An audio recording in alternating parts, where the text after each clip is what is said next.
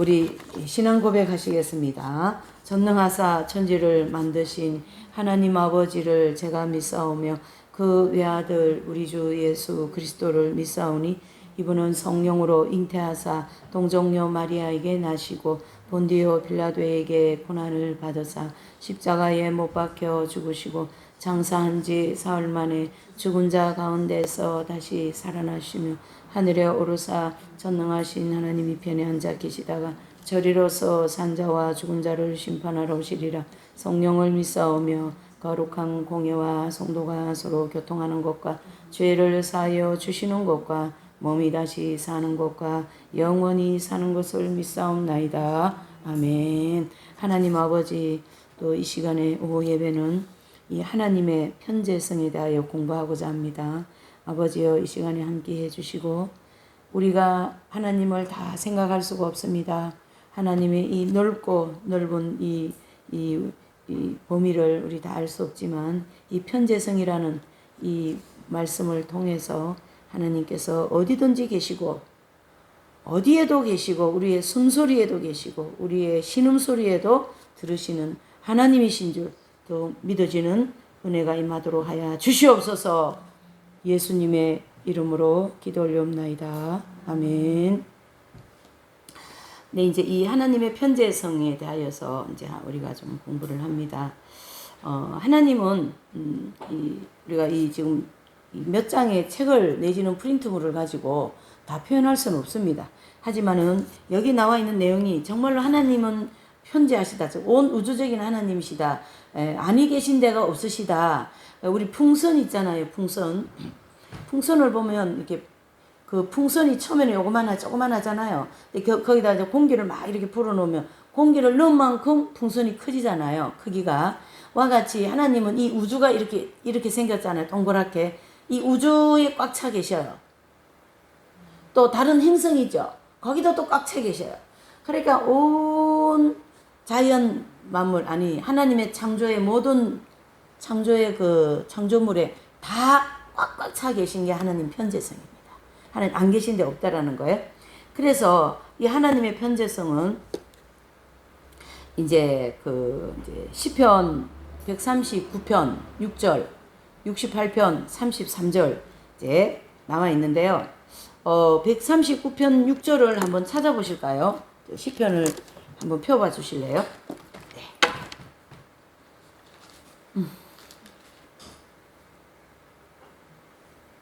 9절, 139절 6절입니다.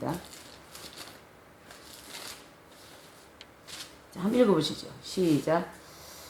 이 지식이 내게 너무 기하니 높아서 내가 능히 미치지 못하나이다. 자, 이 본문의 말씀은 시편 139편 6절은 다윗이 하나님에 대해서 이렇게 얘기하셔요. 이 지식이 내게 너무 귀해가지고 너무 높고 해서 능히 이에 대해서 내가 미치지 못하겠습니다. 아버지. 그렇게 표현을 해주셨고 68장 보실까요? 시편 68장 33절 68장 33절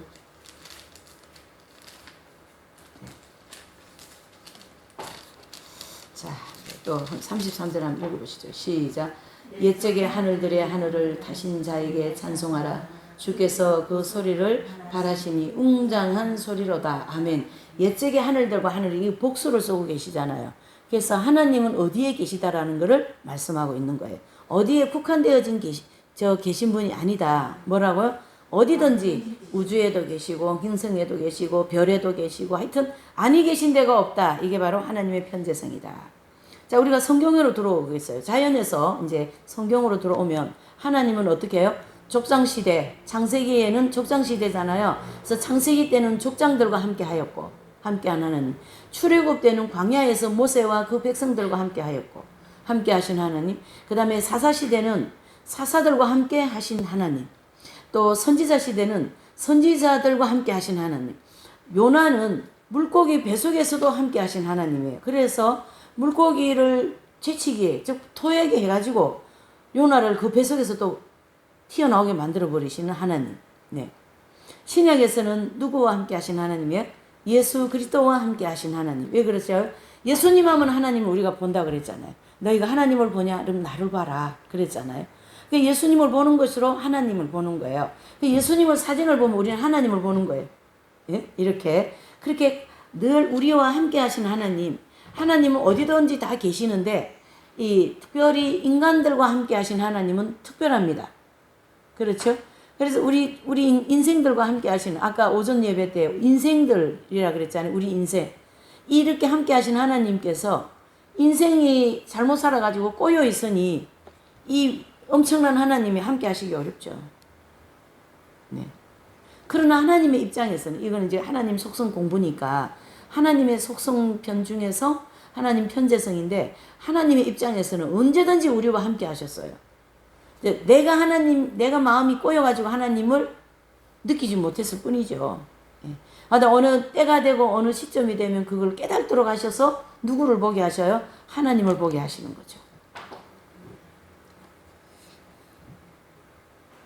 요나는 어떻습니까? 요나는 물고기 뱃속에 들어가가지고 막 그냥 그 깜깜한데 뱃속에서 말이죠. 하나님 어디 계시냐고 또 막 더듬더듬하고 막 헤매고 인생을 사는 거예요. 물고기 뱃속에 들어간 인생들이요.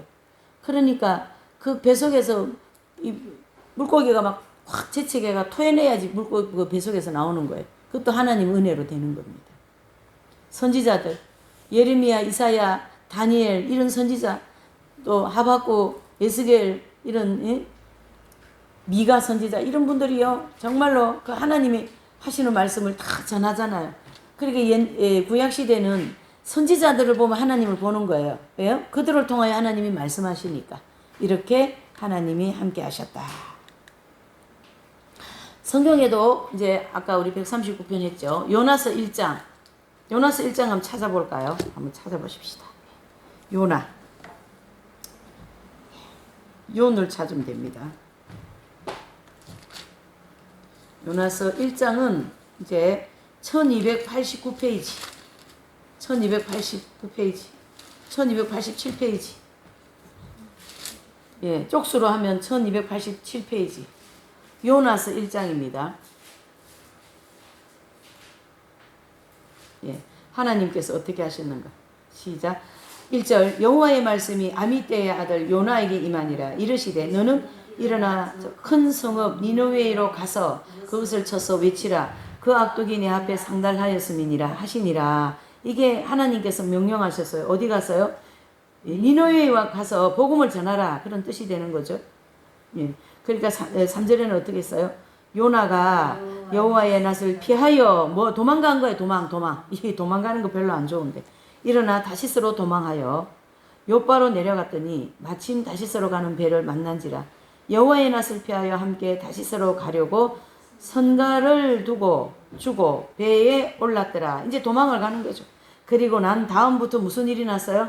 꼬였습니다. 배를 타면서부터 꼬여서. 누구하고요? 하나님하고. 요나는 특징이 하나님하고 꼬였어요. 왜 꼬였겠어요? 외세가 쳐들어오지, 바벨론 와서 치지, 속국으로 매이지, 이스라엘 백성들이 몸살을 앓는 거예요. 그러니까 하나님 우리 조상이 하나님이라며 왜 이렇게 우리나라, 우리 민족, 우리 가정을 못 살게 구냐고 원망을 한 거죠. 왜 못 살게 굴었어요? 자기들이 잘못했잖아요. 왜 뭘 잘못했을까요? 우상숭배 했잖아요. 우상숭배. 예. 그거를 요나는 인정을 안 하는 거죠. 그러니까 도망가버리고 하나님을 못 알아본 거죠. 하나님 속성을 모르는 거예요. 니느웨는 이 요나, 이 이스라엘한테는 원수예요. 그렇죠? 그러니까 원수 나라에 가서 복음 전하라. 근데 우리 지금 사람들 참 착해요. 북한이 우리한테는 지금 뭡니까? 원수잖아요. 근데 일부의 어떤 분들은요, 선교에 불타는 분들은요, 통일만 되어라. 북한 가서 복음 전한다. 그렇게 돼 있어요, 지금. 북한을 만약에 지금 북한 가서 복음 전하라는 거랑 마찬가지잖아요. 이렇게. 이 하나님의 편재성은 이렇게 함께 하신다고요. 하나님께서. 원수의 나라 가서. 그래서 지금 막 선교사들이 북한에 가서 복음 전하겠다고 하시는 분들은 성령에 충만하고 은혜가 충만해서 그러는 거예요. 자기 죽을 목숨을 내어놓고 말이죠. 예. 또 에스겔 47장을 한번 보실까요? 에스겔은 개를 찾으면 됩니다. 구약성경 47장 에스겔서 참 길죠. 네. 48장까지 있는데 47장을 찾으세요. 네, 1절 한번 보실게요. 1227조. 에스겔서 47장. 네. 자, 1절 한번 보실게요. 그가 나를 데리고 전문에 이르시니 전에 전면이 동을 향하였는데 그 문지방 밑에서 물이 나와서 동으로 흐르다가 전 우편 재단 남편으로 흘러내리더라. 2절요. 그가 또 나를 데리고 복문으로 나가서 바깥 길로 말미암아 바깥 문 위에 이르시기로 본즉 물이 우편으로 스미어 나오더라. 또 3절요. 그 사람이 손에 줄을 잡고 동으로 나가며 1천척을 청량한 후에 나로 그 물을 건너게 하시니 물이 발목에 오르니 다시 1천척을 청량하고 나로 물을 건너게 하시니 물이 무릎에 오르고 다시 1천척을 청량하고 나로 물을 건너게 하니 물이 오르고 다시 1천척을 청량하니 물이 내가 건너지 못할 강이 된지라. 그 물이 창이라요 헤엄할 물이요 사람이 능히 건너지 못할 강이더라. 자 6절은요. 그가 내게 이르시되 인자야 내가 이것을 보느냐 하시고 나를 인도하여 강가로 돌아가게 하시니 내가 돌아간 즉 강 좌우편에 나무가 심히 많더라. 여기 지금 어디입니까? 천국을 가르쳐 얘기하는 거죠. 그래서 강과 고가 1천척이라. 예. 그걸 이제 이 에스겔 선지자에게는 이렇게 이제 보여주면서 거기에서 물이 흘러나온다. 물은 은혜를 가르쳐 얘기하잖아요. 동서남북에서 물이 나오는 거예요. 이게 또 하나님 함께 하시는 일이죠. 그렇죠? 동서남북에서 물이 나온다. 그래서 이 에스겔서는 참 계시예요. 구약의 계시예요, 진짜. 그래서 하나님의 보좌로부터 하나님의 구롭 천사로부터 하나님의 빛으로부터 세키나라 그러잖아요. 그 빛을 세키나 이렇게 얘기하거든요. 그런 거로부터 해가 그런 걸 전부 다 에스겔 이 선지자에게 보여주면서 에스겔서를 기록하게 하셨다. 이래 보이는 거예요. 네. 그래서 이제 그래서 이 본문은 전부 다 하나님께서 이렇게 함께 하신다. 내지는 하나님이 편재 온 우주에 임하고 계신다. 이래 볼 수가 있는 거죠. 역대하 6장 18절에 보면 하나님이 참으로 사람과 함께 땅에 거하여 시리까 하늘과 하늘들의 하늘이라도 주를 용납지 못하겠거든 하물며 내가 건축한 이 전이 오리까. 이렇게 역대하 6장 18절에는 말씀하고 있습니다. 이 넘침에 해당되는 하나님을 모실 성전을 내가 어떻게 지으리까 이 얘기를 하는 거예요. 다윗이. 그래가 너무 가분하다라는 얘기예요. 이 넘치는 하나님의 이 편재하신 하나님을 내가 어떻게 성전을 지으리까. 하나님의 다윗의 겸손한 표현이 되겠죠. 신명기 10장 14절에는 이렇게 말씀하십니다. 또 하늘과 모든 하늘의 하늘과 땅과 그 위에 만물 곧 본래 하나님 여호와께서 속한 것이로되. 하여튼 하늘 모든 하늘들의 하늘과 하늘들은 천국을 따지자면 이게 복수니까 1층, 2층, 3층. 세 번째 세 가지의 하늘을 얘기하는 거예요. 그래서 사도 바울도 셋째 하늘이라 이렇게 얘기했잖아요. 그러니까 여기 신명기 10장 14절에도 하늘과 모든 하늘에 또 뭐요? 하늘과 땅과 그 위에 계신 누굽니까? 하나님. 그래서 하늘에도 땅 위에도 어디에든지 계신다. 아빌라의 데레사는 냄비 속에도 하나님이 계신다. 이렇게 말씀하셨습니다. 자, 그런 하나님을 이 주제를 가지고 오늘 이 하나님의 편재성을 이제 우리가 공부를 하는 거죠. 그래서 하나님의 무소부재하심 이렇게도 봅니다. 자, 거기 기도를 우리 한번 읽어보시죠. 시작.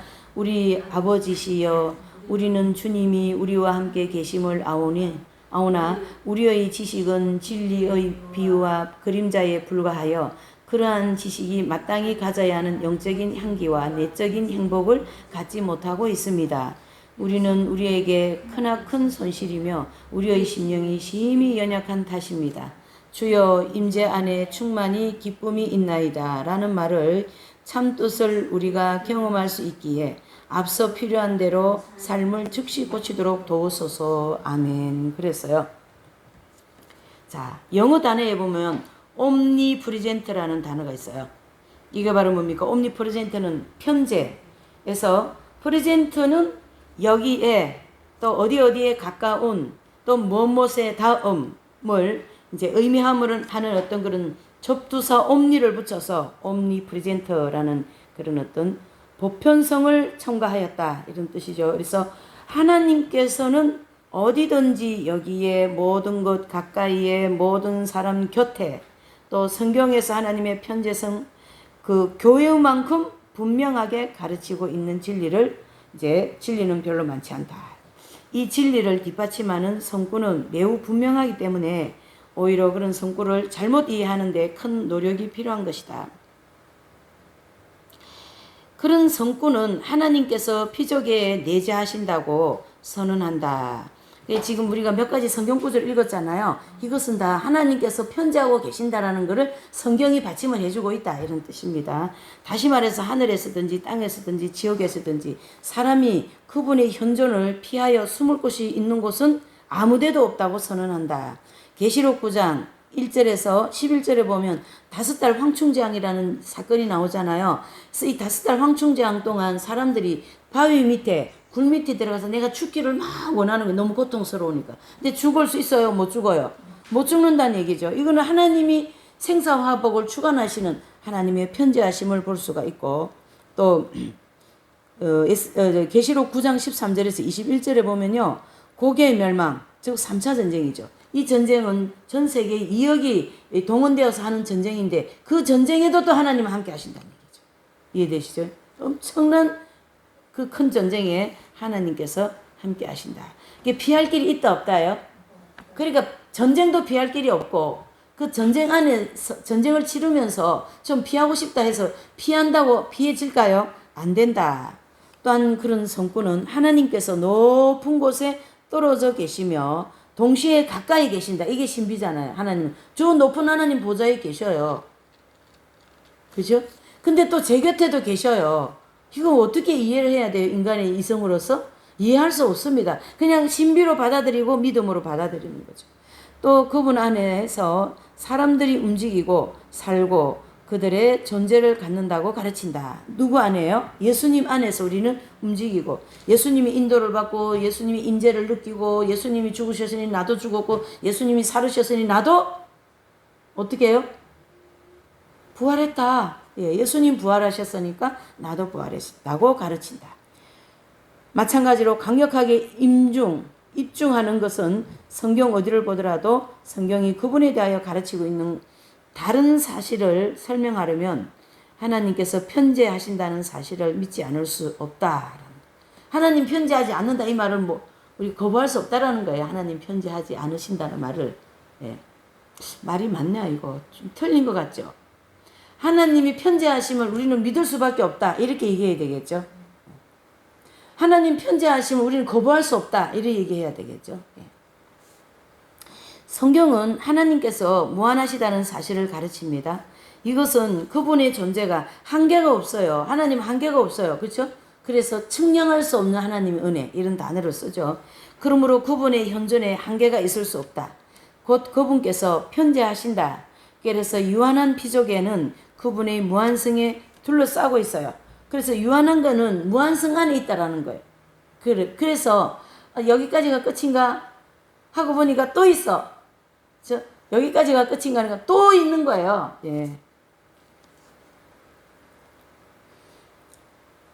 그분 너머에는 무엇이 존재할 곳이 있다 없다예요? 없다.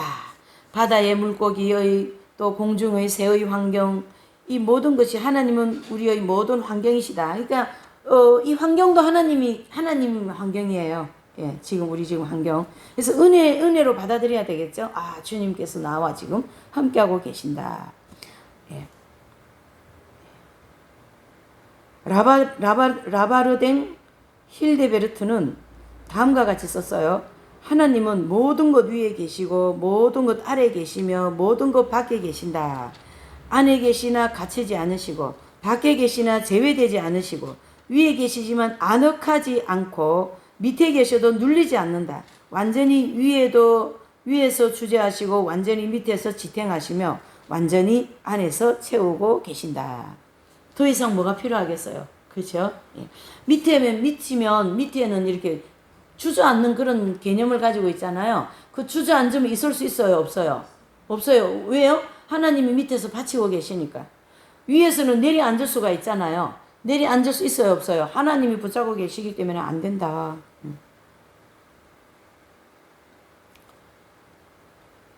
그래서 하나님께서 우주 안에 계신다는 신앙은 별개일 수 없다 해서 하나님이 우리 우주 안에 함께 계신다고 그거는 별개적인 게 아니라는 거죠. 언제나 우리와 함께 계셨던 분이었다.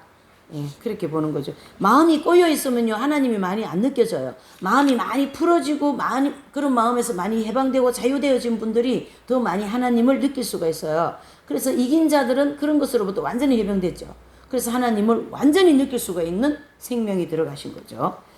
해서 세계의 본질 같은 어떤 종교적인 문제들과는 직접적으로 관련되어 있다. 거의 모든 연령층과 문화권의 이성적인 사람들은 이 세계가 어떤 종류의 세계일까 하는 문제로 고심해 왔어요.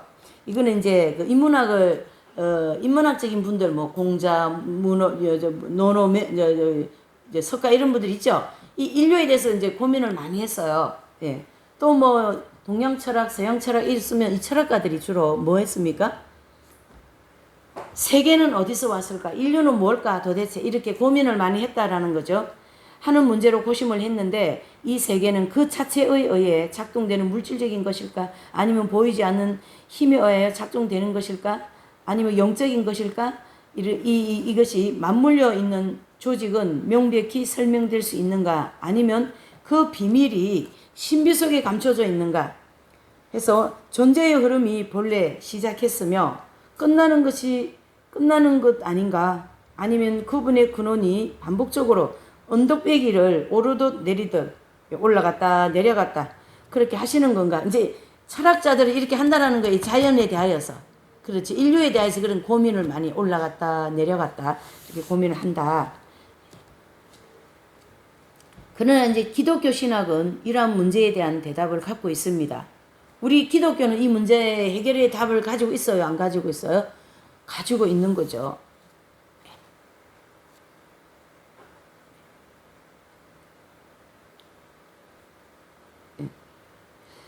그래서 우리 기독교는요. 사색하거나 의견을 표하는 것이 아니라 주님께서 이렇게 말씀하시니라 하면서 그 권위로서 제시를 받습니다. 그래서 철학자들은 어떤 사물이나 어떤 시간이나 이런 거를 그거를 이제 고민할 때 이게 뭘까? 어디서 왔을까? 자꾸 반문을 하는 거예요. 물음표를 붙여요. 여러분 모든 내용에 물음표가 붙은 거는 결론이 난 거예요? 안 난 거예요? 안 났어요. 그러니까 세상에서 철학을 하고 세상에 이런 뭐 인류에 대해서 연구하는 사람들은 전부 다 물음표밖에 없어. 답 있어요? 없어요?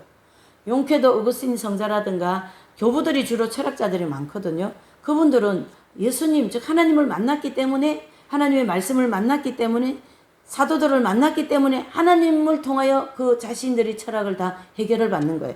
그래서 더 높은 진리를 추구할 수 있었다. 이래 볼 수가 있는 거죠.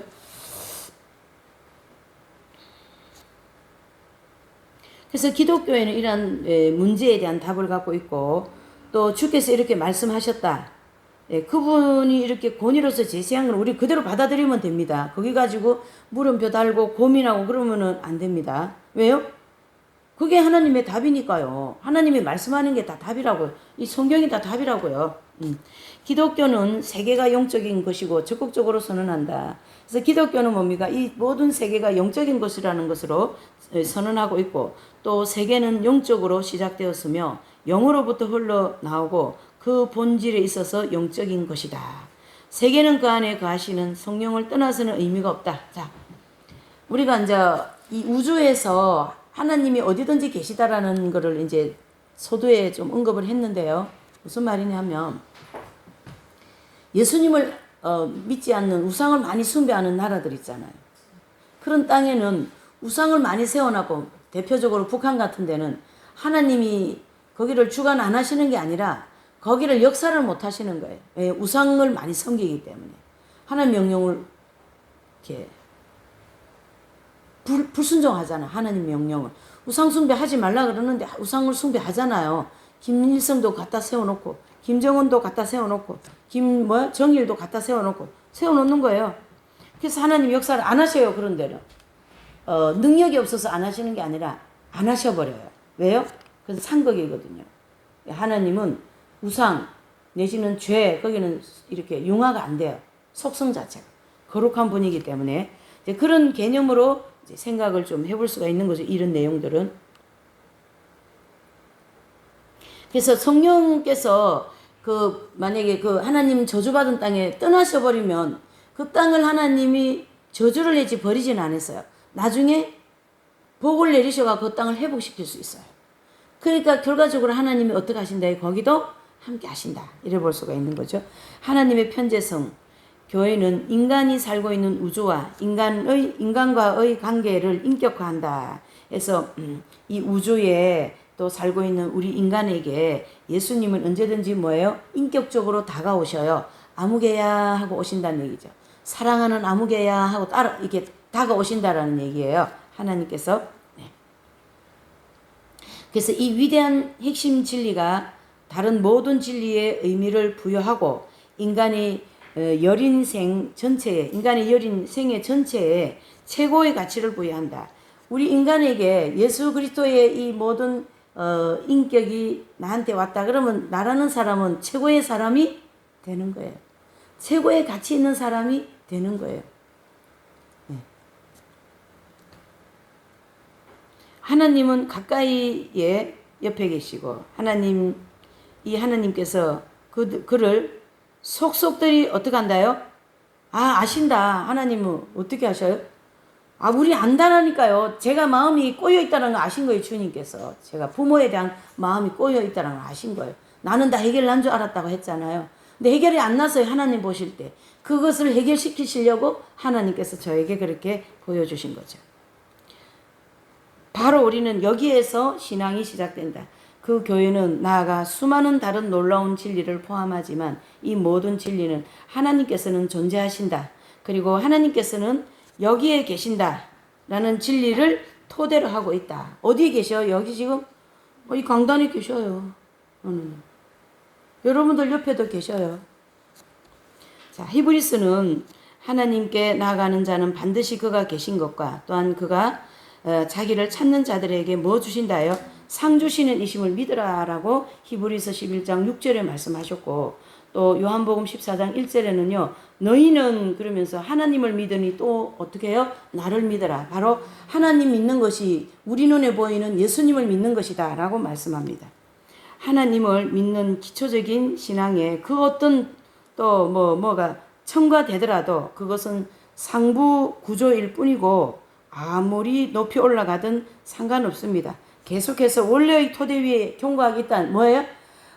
제가 거지라도 아니면 제가 형편없이 천민이라도 조선시대는 이 계급사회잖아요. 그러니까 천민이 있고 또 중간 양인이 있고 양반이 있고 이래 됐단 말이에요.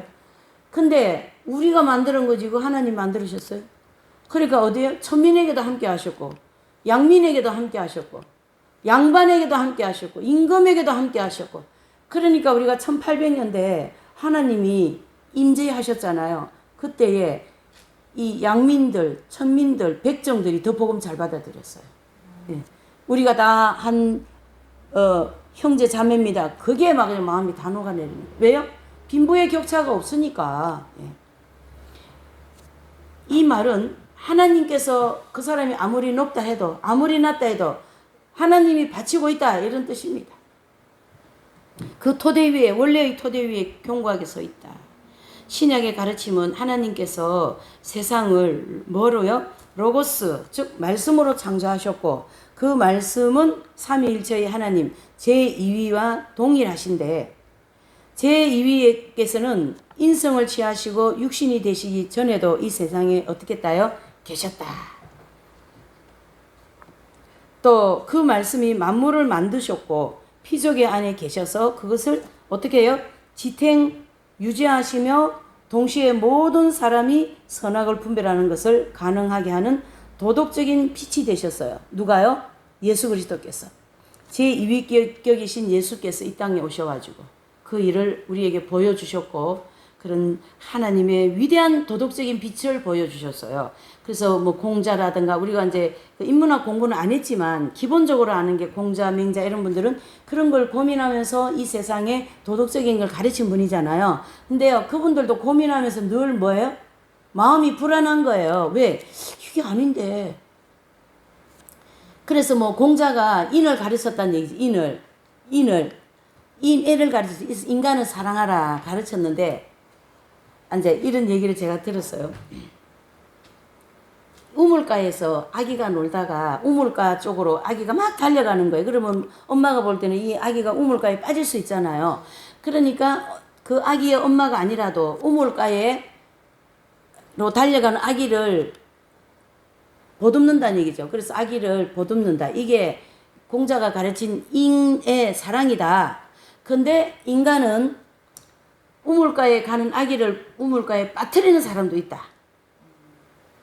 그런 얘기를 하는 거죠. 그거는 바로 뭐냐면, 인간은 하나님이 없는 인간이 이만큼 불완전하다. 그러나 하나님이 여기서 얘기하는 하나님의 완전한 도덕적인 빛은 우물가에 가는 아기를 건져주기도 하고, 또 우물가에 가는 아기를 빠뜨리는 일이 있어요, 없어요? 없어요. 하나님의 도덕적인 빛은 그렇지 않다라는 거죠.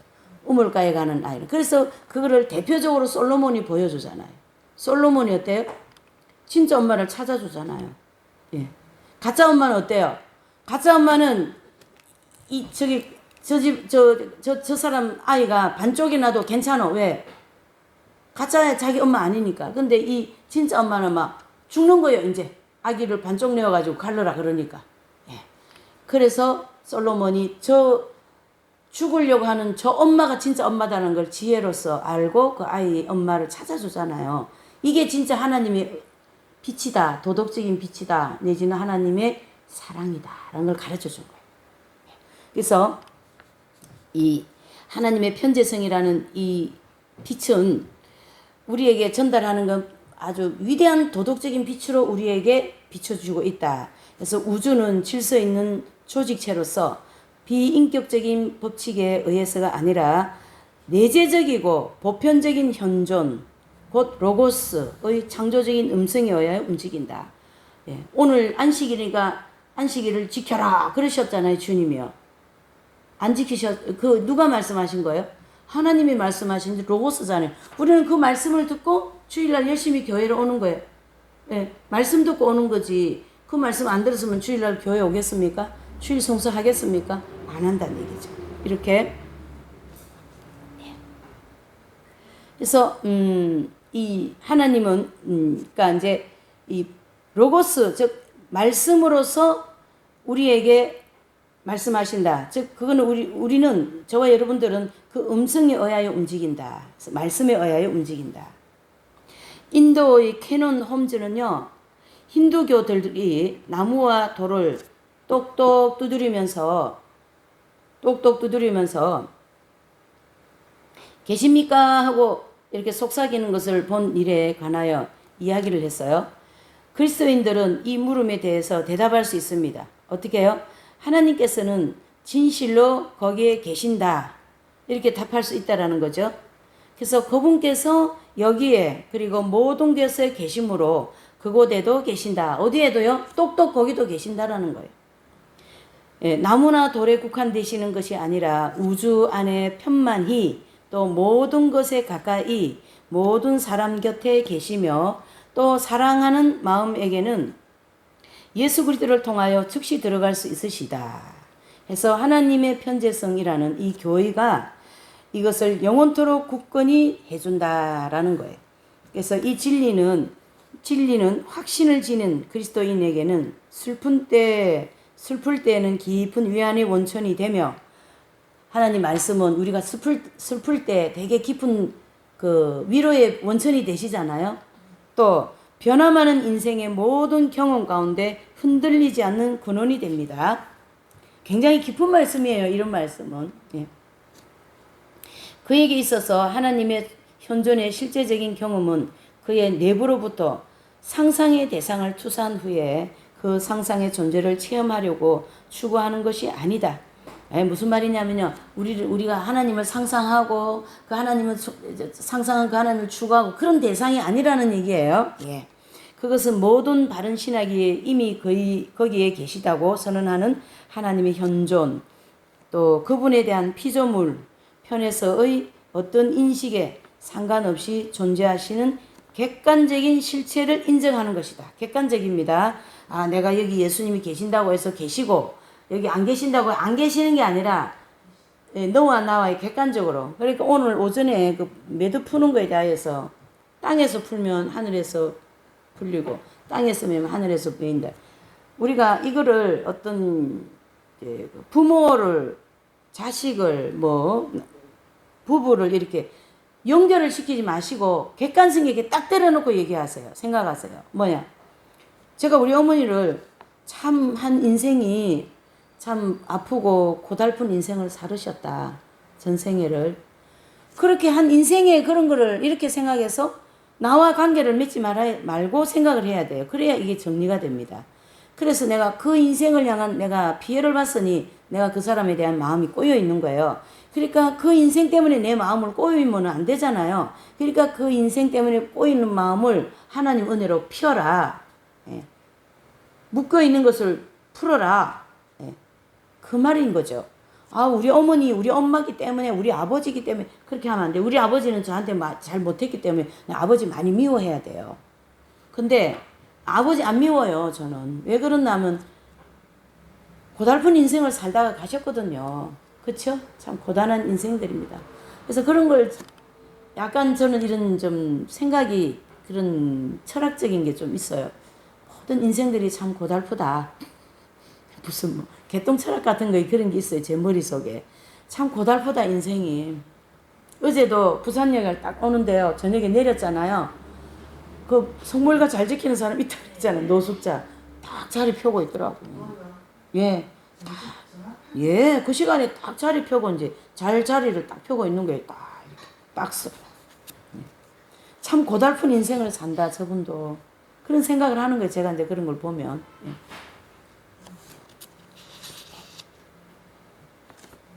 자, 하나님께서 언제나 우리 가까이에 세계의 모든 부분에 우리의 생각보다 우리와 더 밀접하게 계신다는 확신은 대부분의 시간에 우리를 도덕적으로 매우 행복한 상태로 유지시킬 줄 겁니다. 자, 그분 참 저런 고달픈 인생을 사네. 그래도 하나님이 함께 하시지.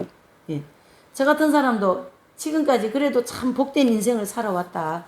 그러면서 이렇게 합니다. 제가 아버지 그 많고 많은 사건과 사연을 통해서 이 자리까지 저를 건너오게 하셔서 참 감사합니다. 참 고달픈 인생이었지만 근데 저는 하나도 안 고달파요. 고달프지를 않아요. 가만 생각하면 정말로 복된 인생을 사는 거예요. 예. 그러나 모든 시간에는 그것이 아닙니다. 모든 신자에게는 계속적인 축제가 약속된 것이 아니며 이제 그 말이죠. 우리가 살다 보면 고달픈 삶이 많잖아요. 고단한 삶.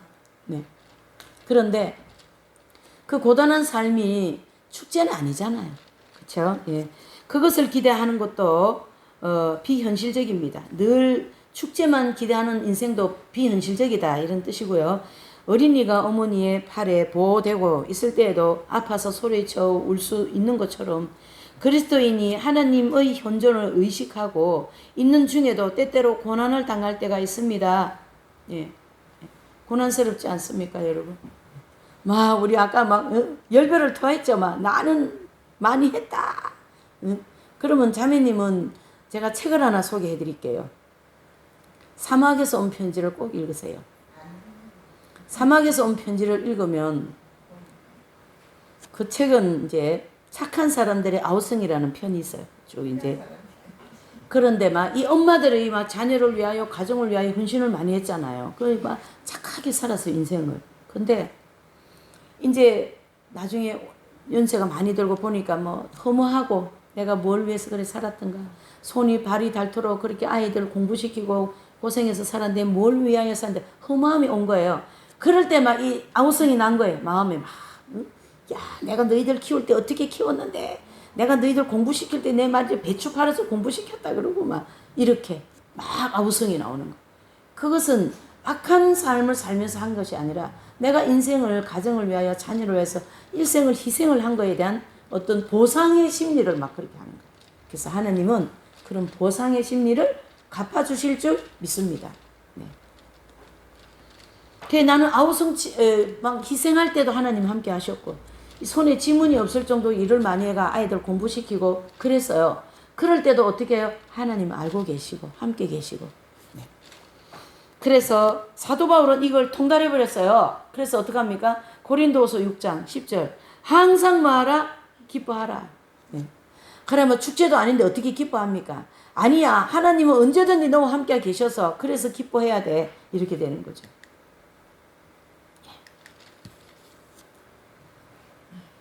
그래서 사도 바울은 가끔 슬픔을 인정했으며 그리스도께서 아버지 품에 떠나신 적이 없을지라도 요한복음 1장 18절 우리를 위하여 뼈아픈 통곡을 경험하셨습니다. 우리 이거 한번 읽어보십시다. 요한복음 한번 찾아보세요.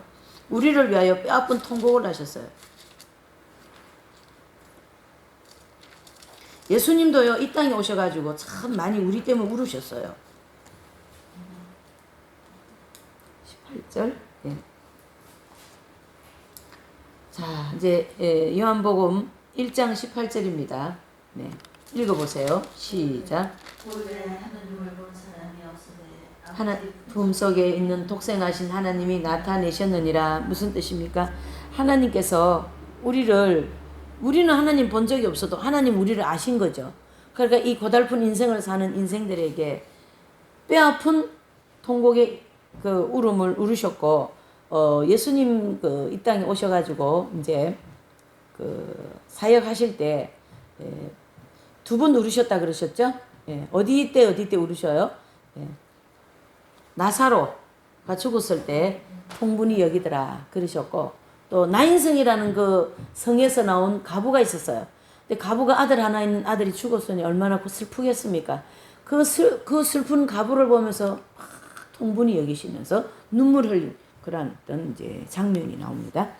또 제자들을 이제 예수님께서 제자를 훈련을 다 시키시고 이 세상에 내어 보내야 되는데 세상이 좀 악합니까? 세상이 좀 못됐습니까? 거기에 이 착하게 훈련 다 되어진 내 제자들을 보내자니 마음이 참을 아프셨던 거예요. 누가요? 예수님께서. 그러한 우리를 위하여 뼈아픈 통곡을 경험하셨다라는 걸 볼 수 있고, 그러나 모든 것이 좋게 될 것이다. 아멘이십니까? 이 세상에서 눈물은 치료하는 효과를 갖는다. 우리의 병이 치명적으로 되기 전에 우리를 감싸고 있는 하나님의 현존의 옷자락에 떨어진 치료의 향유가 그 병을 치료한다. 그렇죠? 그래서 막달라 마리아는 예수님의 그 눈을 보고 치유가 됐어요. 그 호수 같은 눈. 그래서 어떻게 해요? 오히려 그 발에다가 뭘 갖다 부어버려요? 향유를 갖다 부어버리잖아요. 멋있지 않으세요? 우리가 결코 홀로 있는 것이 아니라 인식이 우리 인생의 흉흉한 바다를 잠잠케 하고 우리의 영혼의 평안을 말해준다. 그러니까 하나님께서 우리가 홀로 있다라는 인식이 아니라 어떻게 해요? 우리와 늘 함께 계시는 그런 하나님이시기 때문에 우리의 그 흉흉한 바다에서도 우리에게 평안을 주신다. 그런 뜻이고요. 하나님께서 여기에 계시다는 사실은 성경과 이성이 다 같이 선언합니다. 우리 이성이 선언해요, 안 해요? 선언하죠. 성경은 어떻게 해요? 확실하게 선언하고 있습니다. 의식의 경험에 이 사실을 현실화하는 것을 배우는 일만의 우리에게 남아있다. 일만이 우리에게 남아있다. 자, 알렌 플리스라는 박사는 편지 가운데 있는 한 문장이 다른 많은 사람들의 증언을 요약하고 있어요. 네. 그래서 거기 보시면 하나님께서 현존하신다는 사실을 아는 것은 복된 일이지만 그분의 현존을 느끼는 것이야말로 뭐예요? 진정한 행복이다. 이것을 느낀 분으로서 가장 많이 말한 분이 욥기예요. 욥기. 욥. 예, 욥. 욥이 가장 많이 느낀 거예요. 그 환난 속에서 하나님을 가장 많이 현존되어짐을 느끼고 계신 분이기 때문에 욥의 입술로서 범죄해요, 안 해요? 안 합니다. 그래서 친구들의 위로를 받을 수 있어요, 없어요? 위로를 못 받아요. 왜요? 하나님으로부터 직접 오는 위로를 받아야만이 되는 지금 입장인 거예요. 욥이. 그만큼 욥은 하나님과의 현존에 가까이 계신 분이었다. 자, 게르하르트 데르슈테겐이라는 이분 기도를 한번 읽고 마칩시다. 시작. 하나님께서 자신의 현존을 계시하신다. 이제 그분을 경배하자. 그리고 두려움으로 그분 앞에 나아가자. 하나님만이 우리의 소유가 되신다. 그분은 우리의 주, 우리의 구원자, 그분의 이름을 영원히 찬양하리. 하나님께서 친히 우리와 함께 하신다. 하늘의 천만만만 천사 군대가 두려움으로 섬기는 그분께. 그래서 하늘의 천천만만도 다 누구를 섬겨요? 하나님을 섬깁니다. 그래서 우리가 측량할 수 없는 하나님을 모시고 사는 사람들로서 우리는 너무 귀한 존재이고 내 마음에 꼬여 있는 게 있을 수는 없는 것이고요. 이런 원리를 볼 때 하기 때문에 우리는 반드시 풀어야 되고 이 땅에 풀고 하늘에서도 풀릴 수 있도록 계속 연장전 하나님 말씀이 연결되시기를 바랍니다.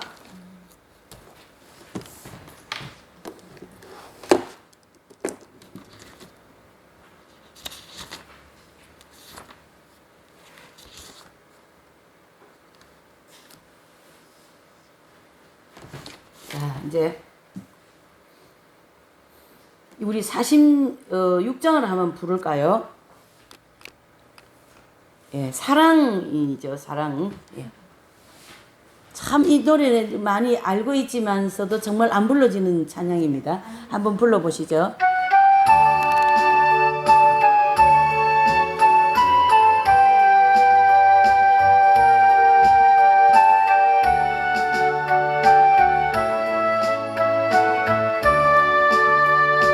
사랑 노래 사랑은 언제나 오래 참고 사랑은 언제나 온유하며 사랑은 시기하지 않으며 사랑도 교만도 아니하네. 사랑은 무례히 행치 않고 자기의 유익을 묻지 않고 사랑은 성내지 아니하며 진리와 함께 기뻐하네. 사랑은 모든 것 감싸주고 사랑은 모든 것 감싸주고 바라고 믿고 참아내며 사랑은 영원토록 변함없네. 믿음과 소망과 사랑은 영원히 있을 것이며 영원히 있을 것이며 믿음과 소망과 사랑 중에 그 중에 제일은 사랑이라. 그 중에 제일은 사랑이라. 아멘. 기도하십니다. 하나님 아버지, 수직으로는 하나님을 사랑하고 수평으로는 이웃을 사랑하는 하나님의 이 대명령 앞에 아버지여, 우리가 하나님을 사랑하기 위하여서 이웃을 사랑하기 위하여서는 우리 마음에 있는 모든 메인 것이 풀어져야 될 줄 믿습니다. 그리할 때 하나님께서 하늘에서 푸시며 우리가 하나님과 이웃을 온전히 사랑할 수 있도록 그렇게 되어지게 될 줄 믿습니다. 오 주님이시여, 오늘 이 하나님의 편재성을 통하여 어디든지 계시고 물고기 뱃속에도 계시고 나의 모든 삶 속에 함께 하시고 내가 슬플 때나 내가 기쁠 때나 내가 너무나도 고통스러워서 힘들어할 때 흐느끼고 울 때 그때 또한 주님께서 함께 하셔서 주님의 그 사랑의 음성으로 또한 그러한 측량할 수 없는 그 따뜻한 은혜로 우리를 언제나 감싸 주셨기에 이 시간까지 오게 된 줄 믿습니다. 이제 아버지 하나님의 앞으로 갈 길 또한 멀고도 험난합니다마는 이 멀고도 험난한 이 길을 주님과 함께 가신다면 단숨에 가게 될 줄 믿습니다. 기쁨과